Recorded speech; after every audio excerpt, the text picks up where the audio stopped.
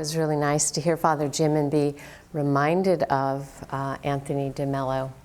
I feel he was a companion to me, not a personal friend, but through his books through the years. So a wonderful place to begin and to be here at the InterSpirituality conference with all of you. So my short presentation this morning is on yoga and interspirituality, taking a look at yoga's interspiritual inclination and its potential.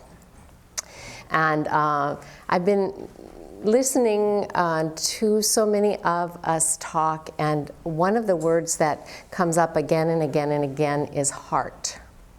Like this is, interspirituality is meeting in the heart. And of course, that is also yoga. Yoga is meeting in the heart, meeting the divine in the heart, meeting one another in the heart. So let's begin there. In the heart is a well.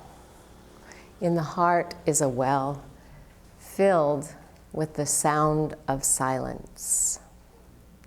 Drink from it. Drink from it. One taste changes everything. Drink from it. One taste changes everything. How do I know? The day I stopped sitting on the edge and fell in told me. So in our hearts, this well. So our center that is called Center for Spiritual Enlightenment is an InterSpiritual, inner city meditation center that is grounded in the tradition of Kriya Yoga, and it's open to all spiritual seekers. And though we didn't start out in the beginning with the idea that we would be, quote unquote, an interspiritual center, that's what happened. And the way that it happened was people coming from all different religious backgrounds or none, seeking contemplative practice. And they found it in the teachings of yoga. Now, this center is a beautiful place of peace with meditation gardens and temple and a bookstore and yoga room and seminary and chapel and meditation hall and so on and so forth. But I want to tell you what we have seen happen over the years when people walk into the temple for the first time. When you walk into our temple, and it's been redone since you were there, Rami, but the essence is still the same. When you walk into the temple, on the altar area, on the dais area in the front, you will see huge floor-to-ceiling windows that have etched in them the symbols of the world's religions. And throughout the service, the natural light will come through, illuminating them however it does its dance. And next to that is a living tree. Well, you can only see the trunk of it because it is so huge. The canopy grows above the temple. That's an Australian horsetail pine. So it's sort of hard to give you that picture, but I want so for you to feel what it feels like for someone who would be like me in my searching days, looking for, isn't there a place where they all get along? That people come into the temple, they sit down, and sometimes one of the first things they do is weep for coming into a place where people can sit down together and worship together. And if you look around you, you'll see a community of various ages and ethnicities. If you get to know them, you'll find out that there are Jews and Christian, Protestants, Catholics, Muslims, Buddhists, pagans. They're all sitting down together side by side. And the sweetest thing that happens in the service is the silence, 10 minutes of it.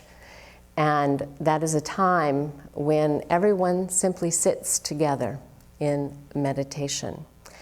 And that's a beautiful experience. So I feel incredibly blessed to have seeing this flower blossom. When a person comes into the temple, in the back of the temple, what they will see is an altar with niches for each guru, for each teacher in our lineage, and a panel before them that explains our philosophy of yoga. And at the top of that panel is a saying from the Rig Veda, coming from the Rig Veda, that says, "Awaken to the one truth known by many names." And so I have just a few minutes left.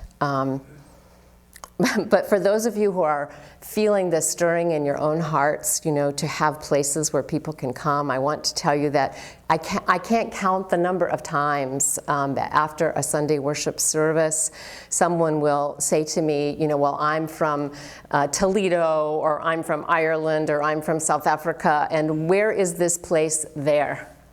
So there's the hunger, a great hunger for such a place. So I think there are some particular expressions of yoga that make such a place possible as its root. And in the breakout session, I'm going to talk more about that, but I'll just give you my list. And at the top of the list is that we teach meditation. And we teach superconscious meditation, which means samadhi or oneness. That we're teaching people how to sit in the silence and experience that well in the heart, and the one taste that will change their lives. So we do that freely. We do it for free. We open our doors, how to meditate, come in, learn, besides our Sunday programs. So yoga also has universal values, yamas and niyamas, that you could call the 10 commandments of yoga, or the 10 commitments of yoga, that have they're beginning with the teaching of ahimsa, or non-harming, and so forth, truthfulness. So they're values that people can relate to that don't necessarily have a theology connected to it. There is in yoga a strong emphasis on direct experience. In other words, not what you're told, but what you know through your own direct experience. That whatever we teach, we say you must discover it for yourself. Use your mind, use your discernment, which when I found the path of yoga, I said, yes, yes, heart and mind and body. That really works for me. So holistic teaching. And then in yoga, there has always been, at least in my tradition that I'm aware of, a welcoming of multiple religious or spiritual identities. In other words, the teaching has always been there that if you're a Jew or a Christian or Hindu, whatever your background is, that there's no barrier to you for learning yoga and practicing yoga. And you're invited to take whatever works for you and bring it back to your own tradition. So we have people who do both. We have people who come and they stay, grounded in their tradition of origin. We have Catholics, who come there Sunday morning, but Saturday they go to Mass first. And then we have some who come and they find that Kriya Yoga is their spiritual path. And so they just land there, and they don't, they let go of wherever they were in the past. There's more on my list, but I have a minute left, and so I won't finish off that list. I do want to tell you about the principal challenge that we face, and that is, Paramahansa Yogananda said, have the door wide enough that people can get in. And that is the InterSpiritual element, that everyone can feel welcome, and yet have the narrow path available for those mystics and contemplatives who are looking for it. So it's always been for us the tension of, finding that balance, that we don't become so wide, trying to be everything for everybody that we lose touch with our own root, or we don't become, so focused on Kriya Yoga that somebody who doesn't even understand what that word is won't come in the door. So that has been the principal challenge. So I want to just conclude with, after this my own journey of now over 3 decades in doing this work, I've come to know that the same source that brings us together, that inspires the work, continues to provide the inspiration for us to carry it on. That's how it happens. You know, we are given what we need when we take that step towards the vision that we have been given. So I'll conclude with a poem as well.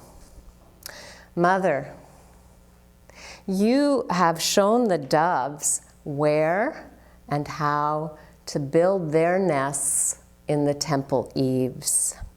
Mother, you have shown the doves where and how to build their nests in the temple eaves. I am a lost one, the generation who did not learn to sew.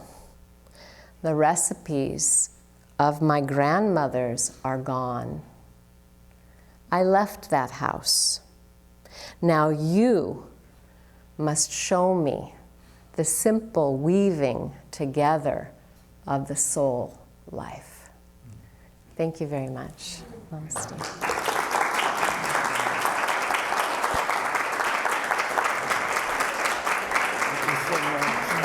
We have a couple of minutes for questions, if anybody has a... Yes. Just a quick overview of what happened in the Sunday morning service. Oh, that's so good. That was the part I had to leave out. So I planted her. Paramhansa Yogananda, when he came to America from India in 1920, I think he was very innovative in terms of how to make that bridge between East and West. And so he basically borrowed, I think, a Protestant service and made it InterSpiritual and Vedic based. So this is no easy undertaking, but I have to tell you, it really works because the Sunday service is a familiar format. You know, we have music, and our music is modern. You know, we have probably what's called world music. You know, sometimes it's gospel, sometimes it's choral music, but it's always upbeat and positive, and then there are contemplative elements as well. We have usually a Sanskrit chant before silent meditation, 10 minutes of silence.